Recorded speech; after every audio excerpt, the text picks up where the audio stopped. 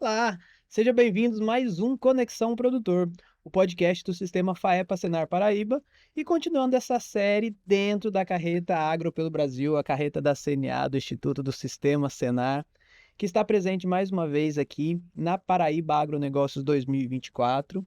E na ocasião hoje a gente vai conversar um pouco mais sobre uma problemática que os nossos produtores têm enfrentado, algo que não é somente da Paraíba, mas acontece no Brasil todo, e é algo que a gente precisa nos prevenir. E eu não sei nem se eu estou falando certo, se é prevenção, se é correção, mas eu trouxe especialistas aqui para conversar com a gente. Então, para a gente começar essa conversa, eu gostaria de agradecer mais uma vez a participação do Jair. Jair Corrêa, ele é assessor técnico da Federação na área de pecuária. Jair, seja bem-vindo. Obrigado, Gabriel. Também temos aqui conosco Márcia Lopes, ela é auditora fiscal agropecuária, a auditora fiscal federal agropecuária do Ministério. Seja bem-vinda, Márcia. Obrigada, Gabriel. Temos aqui conosco também o Aloysio Silva. O Aloysio é o coordenador do programa na SEDAP, né, o Programa de Erradicação da Brucelose, correto? Isso, correto, obrigado. Muito bom, gente. É muito bom ter vocês aqui. Eu agradeço o aceite desse convite para a gente falar de um tema muito importante. Um tema que muitas vezes foge do conhecimento dos nossos produtores, de todas as obrigações que eles precisam, de todos os cuidados que é preciso ter tomado dentro do seu rebanho. Mas antes da gente entrar nesses cuidados, nessas obrigações, eu gostaria de saber, como leigo, o que é a brucelose em si, porque é uma doença tão importante que tem um valor econômico, que pode afetar o valor econômico da nossa produção, a saúde dos nossos animais, se ela pode passar para o humano ou não, de maneira geral, para aquele pessoal que ainda não conhece, não sabe nem do que se trata. Então vamos começar do começo? Quem pode responder essa para a gente? Sou eu, Aloysio. Fique à vontade, Aloysio. Então, a brucelose ela é uma doença infecto-contagiosa causada por um grupo de bactérias, né? E a que nós temos aqui no Brasil é a Brucella abortus, né? Então, o próprio nome já fala, já diz, Brucella abortus. Então, essa bactéria, ela causa nos animais um aborto. E essa doença também, ela é uma zoonose, certo? Então, ela Pode passar para o pode ser humano. passar para o ser humano. E nós já temos relatos de alguns casos em humanos. Entendi. Então, assim, para a gente começar, além de ser uma doença que afeta o rebanho, ela pode ser passada. Então, aí mais um cuidado que deve ser tomado, né? Isso. E quais as principais fontes dessa transmissão para o humano? Quais seriam as vias de transmissão, Aloysio? A transmissão para o humano é através da ingestão de leite cru, né, ou derivados do leite cru, certo? E transmissão também através do manuseio. Então, nós temos práticos ou até mesmo veterinários que vai fazer um parto, não usam todos os EPIs que são necessários. Então, a brucela, ela está presente ali naquelas secreções, certo? Que surgem do parto. Então seria aquele contato direto, digamos, a Direto. vaca está parindo, eu vou auxiliar, porque o bezerro ali está um pouco Isso, atravessado. E essa isso. falta do EPI Isso, geraria essa contaminação. isso. Então, é um perigo realmente, né, de todos os lados, né? No consumo, no auxílio, no manejo. Isso. Ah, bacana. E quando a gente fala da brucelose especificamente, que é uma doença, é uma bactéria que causa tudo isso e que tem uma importância muito forte na economia e que afeta a nossa pecuária brasileira, existem alguns cuidados que o produtor, o criador precisa ter. E para isso, se eu não me engano, foi criado um programa nacional de erradicação, né, da brucelose e da tuberculose animal, que são duas doenças que elas estão ali, Zoonoses, duas né? Inclusive. zoonoses. Sim. Exatamente. Então, ela tem uma importância cada vez maior, tanto da sua prevenção quanto do seu tratamento em si. Então, esse programa ele surgiu para a gente minimizar todo esse potencial risco que acontece nas propriedades. Isso. Então, Márcia, você podia explicar para a gente, por favor, como que realmente acontece, como que funciona esse programa, da onde ele surgiu, qual a necessidade dele de fato, e se os números, por exemplo, os números são tão altos assim que o governo federal precisou criar um programa para trabalhar essa temática? Sim. Gabriel, como você falou no início da nossa conversa, sobre a questão do controle e erradicação, né, realmente a gente tem um programa aí que trabalha, né, essas duas zoonoses, a brucelose e a tuberculose, num caminho de controle e erradicação dessas doenças, né? Tanto que é o nosso Programa Nacional de Controle e Erradicação de Brucelose e Tuberculose, né, que a gente chama PNCEBT, né, que é a sigla do programa, e mais corriqueiramente a gente chama, né, o programa dessa forma. Então, ele foi criado, né, dentro né, do âmbito do Ministério da Agricultura em 2001. Então, a gente já vai para, né, já temos aí 23 anos de programa criado, justamente porque se tratam de doenças que, além de importância econômica, né, têm uma importância sanitária muito grande, né? Vamos, né, frisar bem essa questão das zoonoses, né, traduzindo. Então, são doenças transmitidas, né, para o homem, passíveis de transmissão para o homem, né, com consequências severas, né? São doenças de grande importância, né, em termos de saúde pública. Então, a gente tem, né, o programa com metas de vigilância, né, inicialmente passando por uma fase de controle com o objetivo final de chegar à erradicação dessas doenças, né? E aí a gente tem situações epidemiológicas diferentes, né, assim, entre os estados, né? O Brasil é um país continental, né? Diversas realidades de rebanho. A gente tem, né, questão de predominância de gado de corte, gado leiteiro, né? Então, muito variável, né? De acordo com, com os rebanhos, né? Com os estados. A gente tem rebanhos aí de mais de 20 milhões de animais, né? Estados aí como Mato Grosso do Sul, rebanhos gigantes. Então, a gente tem diferentes taxas que a gente chama de prevalência da doença, né?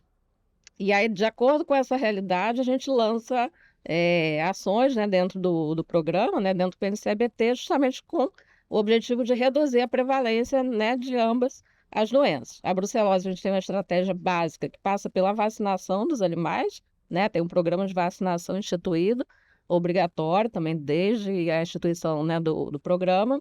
E já a tuberculose não tem vacinação, né? A gente tem o programa de realização de exames, né? Fazer continuamente exames que são feitos por médicos veterinários habilitados, né? Junto ao programa, e dessa forma a gente vai atuando com o intuito de reduzir essa prevalência.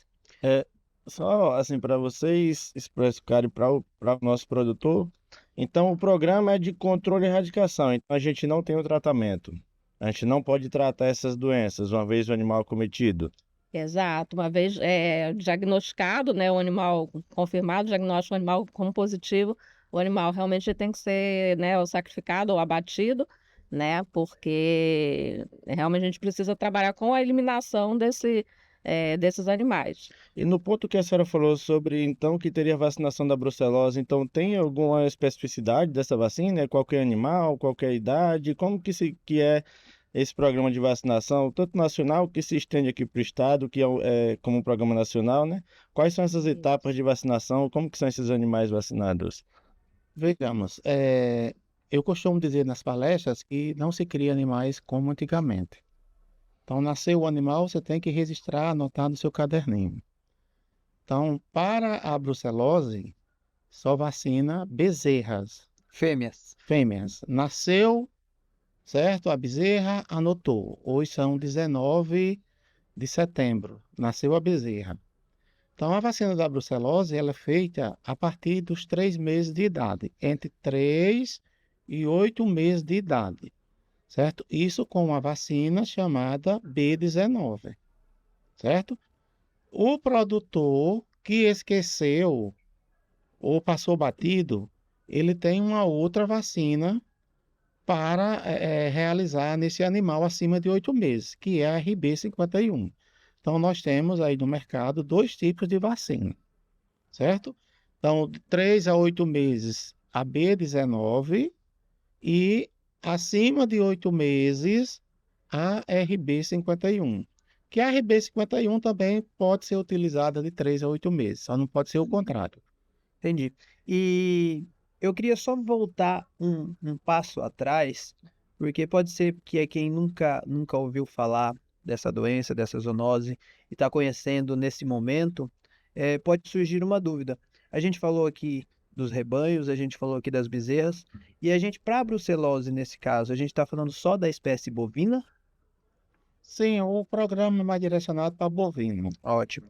Bovinos e bubalinos. Bovinos e Isso. bubalinos. O programa do Ministério da Agricultura trabalha com bovinos e bubalinos, mas a doença existe em outras espécies. Ela pode acometer outras espécies, mas ela, assim, como programa sanitário, a gente trabalha com bovinos e bubalinos. Entendi. Então, por isso eu queria deixar mais esclarecido, porque às vezes as pessoas podem falar, mas eu tenho outros animais aqui, será que eu preciso também?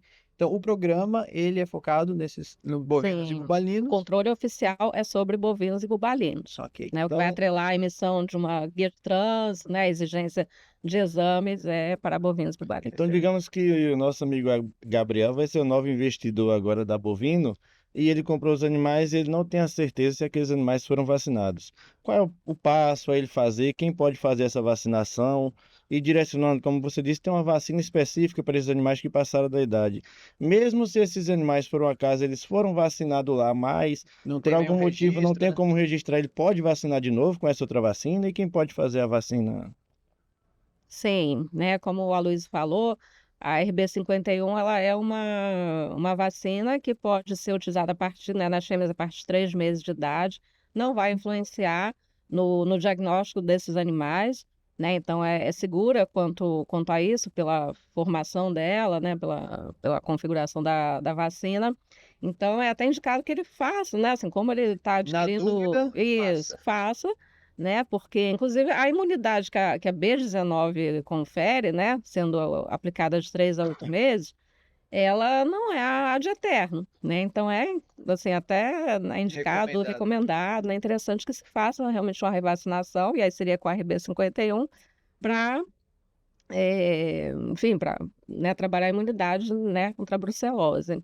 Em relação, Jair, à sua pergunta De quem de seria que vacinação, aplicaria essa eu, vacina? como novo investidor, Como para novo- cuidar do meu gado, do meu lote Isso. recém-comprado, eu mesmo posso ir numa loja agropecuária, comprar e vacinar? Como funciona? Então, cadastro é relacionado a médicos veterinários, né? Então, o médico veterinário vacinador, né? Por se tratar de uma vacina viva, né? Por que tem que ser um médico veterinário? Porque é uma vacina viva, atenuada, então tem riscos, né, no manuseio, na aplicação dessa vacina. É algo que está bem em pauta, né? Porque na Covid a gente ouviu falar muito desse termo, né? Então Isso. todo mundo mais ou menos já sabe do que se trata, né? Isso, a Covid ajuda, infelizmente, né, assim, mas acabou ajudando, trazendo alguns conceitos importantes para a população, né?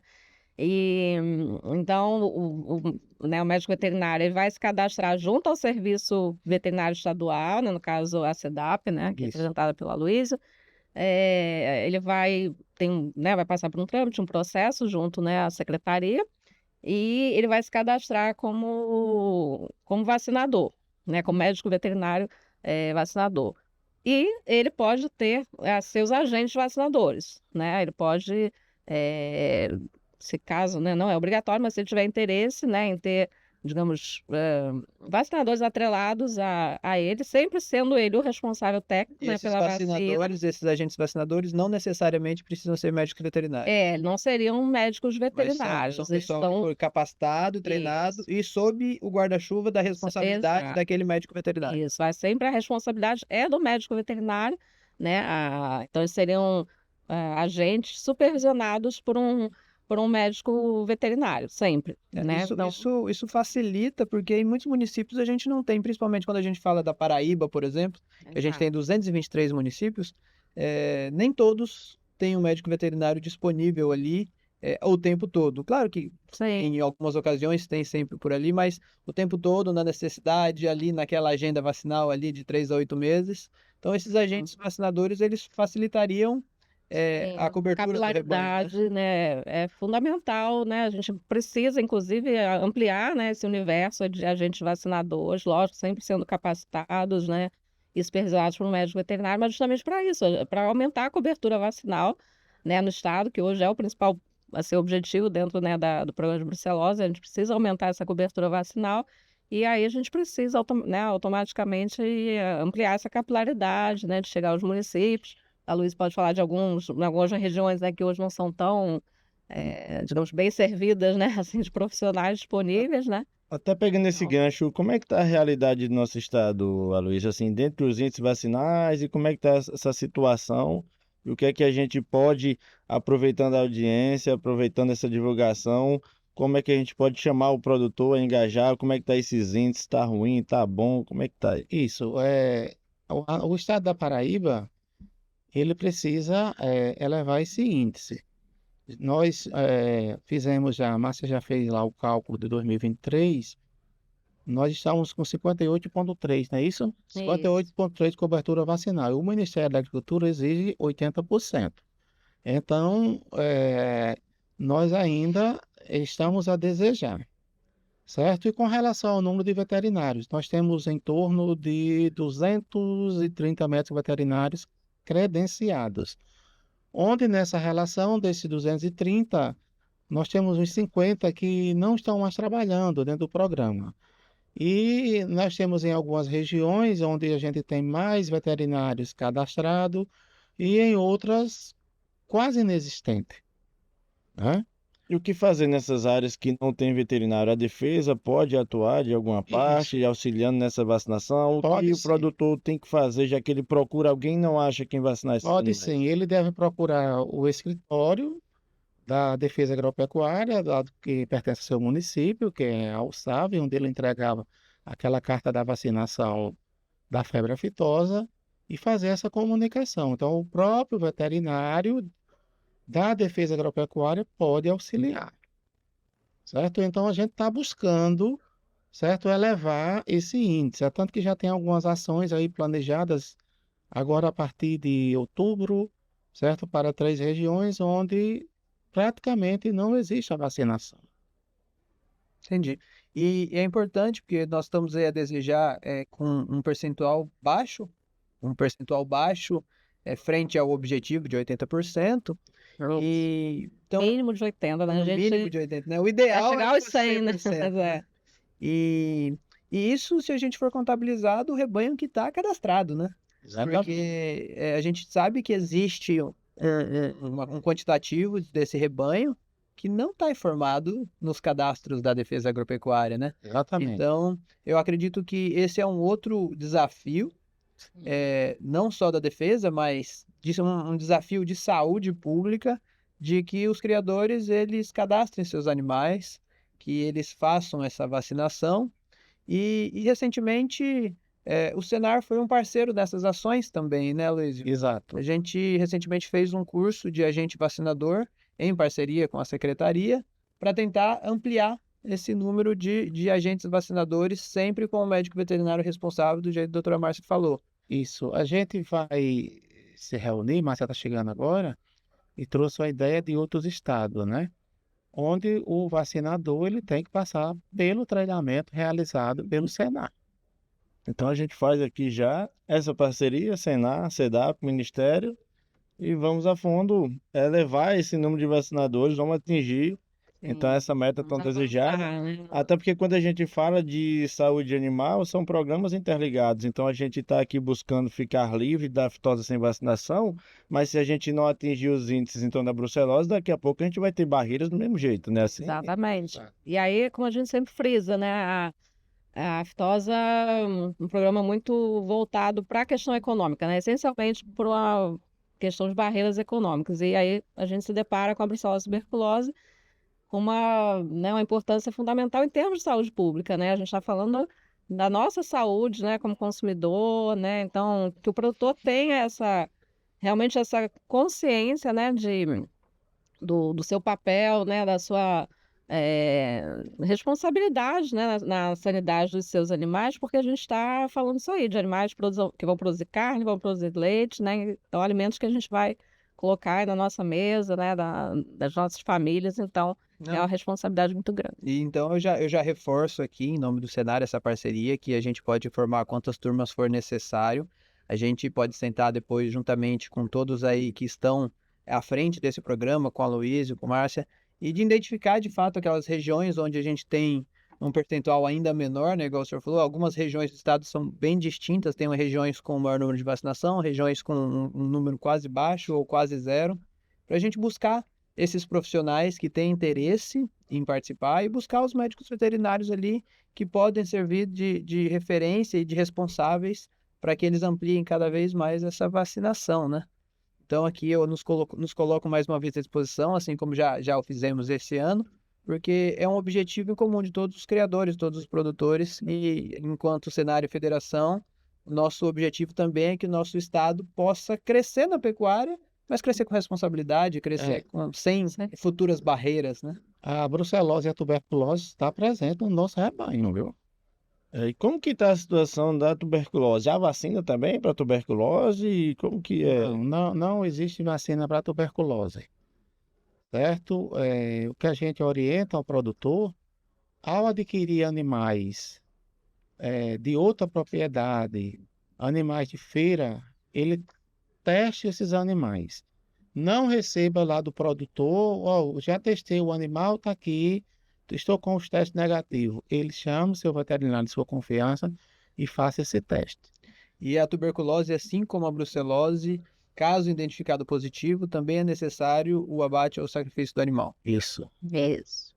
Então, aí, além da questão de saúde, tem a questão econômica da perda desse animal, daquele pecuarista que acabou de adquirir um animal com um teste positivo ou negativo, que ele muitas vezes não sabe a veracidade daquilo lá, né?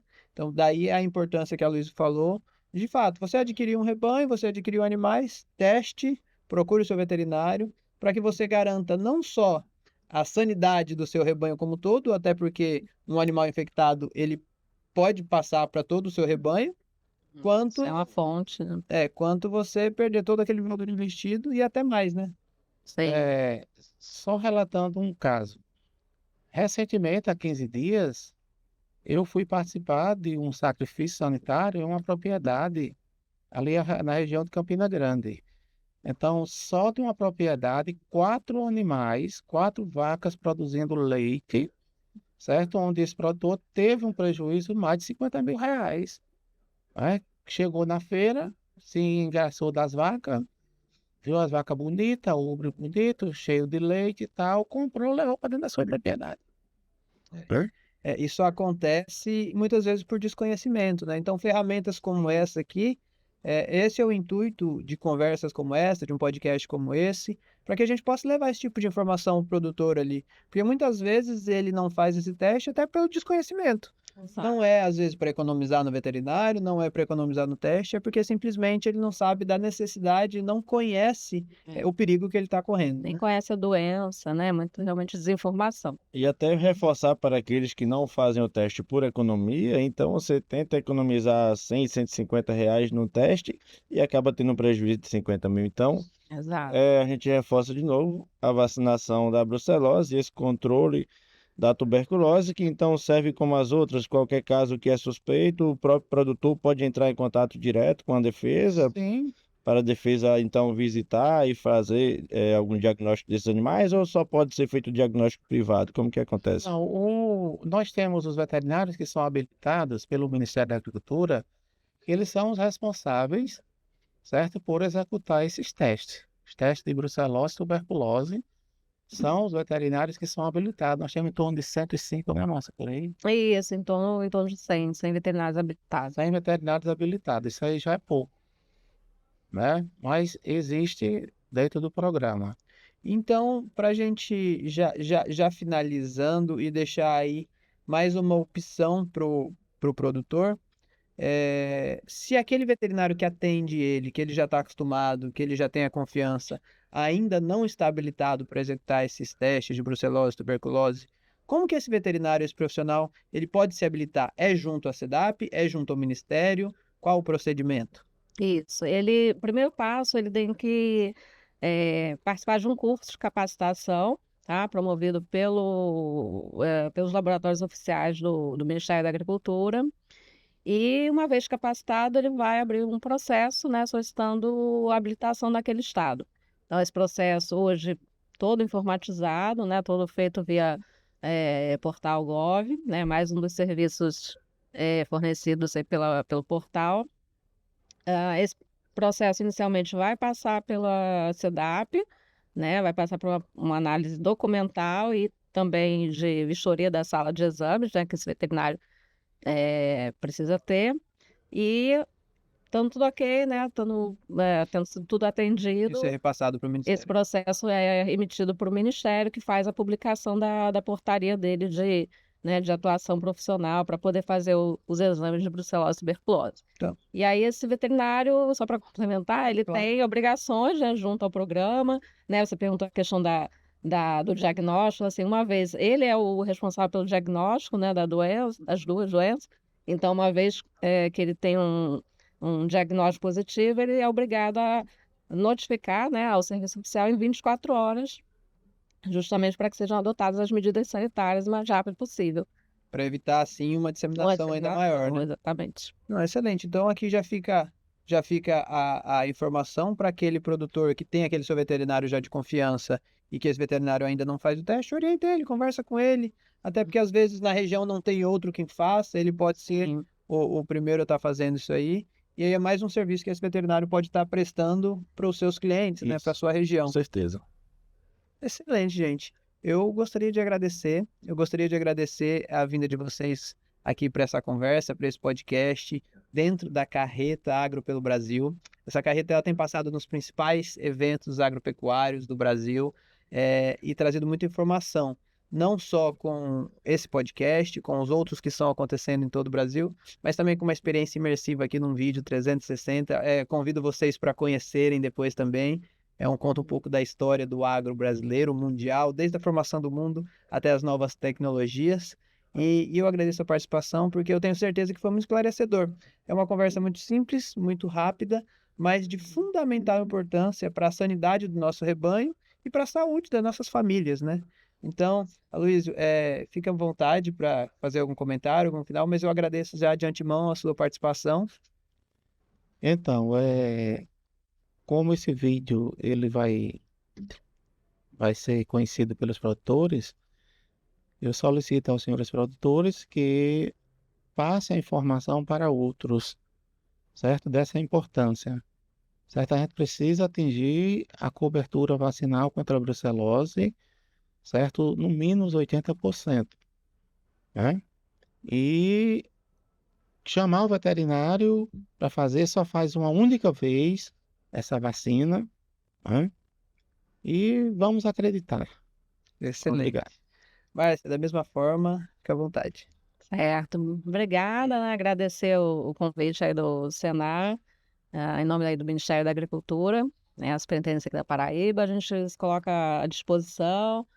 E a ideia é essa, né? Divulgar a informação, né? A gente precisa muito investir em educação sanitária para realmente, né, o programa avançar, né? A gente conseguir melhorar esses índices de vacinação, né? Que é o maior objetivo hoje dentro do programa. E para isso acontecer, a participação e a conscientização do produtor é fundamental, né? Sem essa parceria, a gente não consegue avançar no programa, né? Não cabe somente ao serviço oficial essa atuação. Então, é agradecer e nos colocar à disposição, né? Como a gente já vem tratando, né, em outras reuniões, com o Sim. Senar, né? Algumas ações conjuntas. Então, eu espero que essa parceria continue, né? Que a ideia realmente é essa aí, né? A gente garantir a nossa segurança alimentar, né, e a sanidade dos rebanhos. Jair? Agradecer, né, a visita dos colegas veterinários nesse podcast e também nos colocar à disposição tanto do produtor para esclarecer algumas dúvidas e fazer aqui uma ponte entre os órgãos, que a gente sabe que às vezes o produtor, ou por receio, ou até por conhecimento, não ter acesso direto a vocês.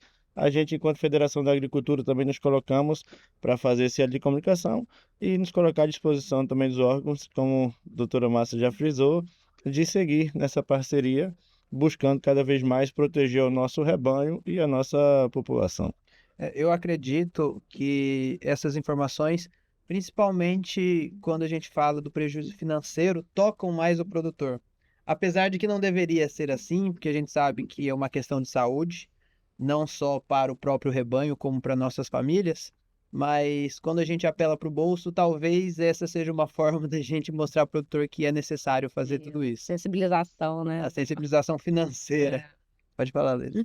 Se algum produtor tiver interesse que o serviço oficial, a Defesa Agropecuária, o Ministério da Agricultura, vá até seu município proferir uma palestra que a gente chama de educação sanitária sobre o tema, estamos disponíveis. É só entrar em contato com o escritório da Defesa Agropecuária do seu município que a gente chega lá. Excelente, mais uma informação. Então, muito obrigado, gente. Eu agradeço mais uma vez a participação de vocês.